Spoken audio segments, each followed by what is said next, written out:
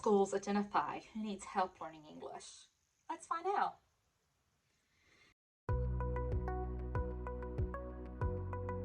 To understand more about education systems, please like and subscribe to this page and hit the bell to be notified when I have new content.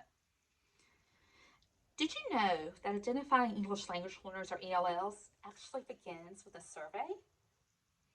By the end of this video, you will understand exactly how students are screened and what this process looks like in the United States. So, identification for ELLs is mostly a federal process. States may do it slightly different, but overall there's kind of the same process that students go through. Now the screeners may look different, the surveys may look slightly different, but basically it starts with a home language survey. And again, these questions may be slightly different based on states, but there's something like this. What language does your child speak at home? What language does your child speak outside of school? And what's your child's first language? Now, if the parent answers anything except for English, or English and something else, and that's very common, like English and Spanish, English and Chinese, then that child is screened for ELL services the first time the student enrolls in a U.S. public school. And so usually the screening is computer-based. Most testing is computer-based at this point in time. And it has to measure their abilities in what we call domains, 4 areas. So that's speaking, listening, reading, and writing.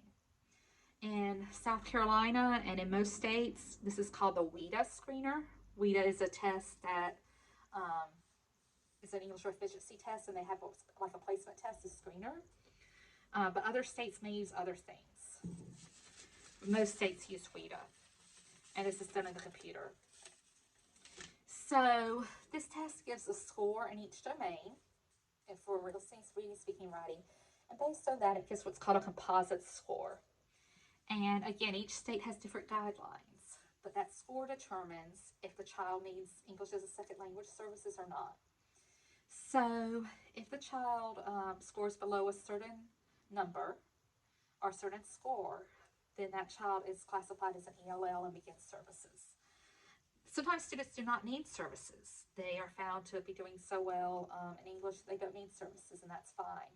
And in that case, they just do not qualify, and there's a special code in the computer for those students, but it does not affect their educations at all.